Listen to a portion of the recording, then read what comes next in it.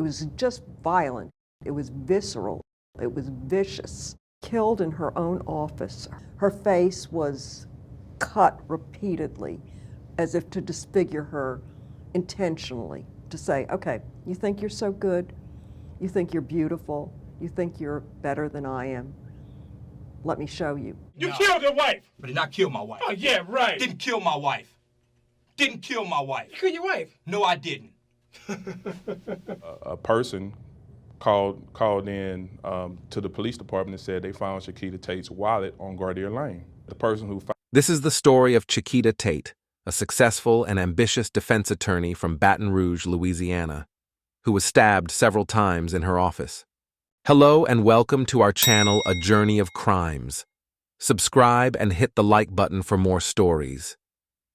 Today, we are sharing the tragic story of Chiquita Tate, a promising lawyer whose life was cut short in a horrifying way.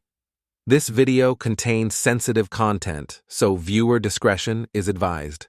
Let's visit the town of Baton Rouge, named by French explorers as the Red Stick City.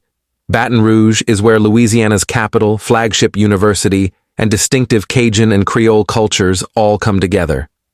Located in southeast Louisiana, Baton Rouge is the fifth largest city on the Mississippi River and home to Louisiana's largest parish. Chiquita Tate was a successful and ambitious defense attorney in Baton Rouge, Louisiana. She was known for her dedication to her clients and her bright future in the legal field. Chiquita was not just a lawyer, she was a fighter for justice. On the night of February 19, 2009, Chiquita was working late at her downtown office. She was preparing for a big trial the next day. Little did she know, this would be her last night alive. The following morning, Chiquita's husband, Greg Harris, reported her missing. When police arrived at her office, they made a gruesome discovery. Chiquita had been brutally murdered, stabbed 43 times in a frenzied attack. Investigators quickly began piecing together the events of that night. Suspicion fell on her husband, Greg Harris, due to inconsistencies in his statements and evidence suggesting he was at the scene. Evidence against Greg Harris began to mount. Bloodstains were found in his car, and security footage placed him near the scene around the time of the murder. Furthermore, testimonies revealed a troubled marriage with instances of domestic violence. The prosecution argued that Greg had both the motive and the opportunity to commit the crime. Sources stated that Harris, who was facing financial problems at the time, was to gain $60,000 in life insurance claims after his wife's death. As reported by Complete Sports Breaking News, Chiquita was about to file for divorce, but Harris did not want her to leave him, and therefore, he took her life in a fit of rage. Investigators proved that Chiquita's husband, Greg, was lying to authorities about his whereabouts on the night of the incident.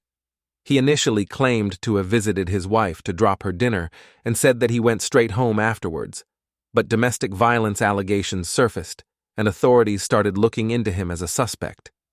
Harris later contradicted himself in a statement, saying that at the time of the incident, he went to Gardere Lane to get his steroids, the same place where the victim's missing wallet was discovered. A few days later, after the murder, officials reportedly received an anonymous call from someone who alleged that Chiquita Tate was having an affair. The call was traced back to Greg Harris's sister.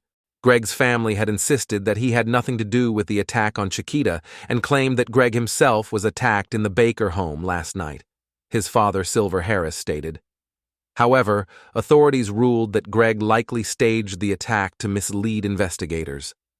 Soon after, police found blood evidence in Greg's house and on his sunglasses, therefore leading to his ultimate arrest and charges being formally filed against him. During the trial, the prosecution laid out a compelling case. They painted a picture of a jealous and controlling husband who could not stand his wife's success and independence. Despite his claims of innocence, the evidence was overwhelming. Greg Harris was found guilty of second-degree murder and sentenced to 40 years in prison without the possibility of parole. The murder of Chiquita Tate sent shockwaves through the Baton Rouge community. Friends, family, and colleagues were devastated by the loss of such a vibrant and promising individual. Chiquita's tragic death highlighted issues of domestic violence and the hidden dangers many face in their own homes. Our thoughts go out to Chiquita Tate's family and friends. Her story is a powerful reminder of the importance of addressing domestic violence and seeking help when needed.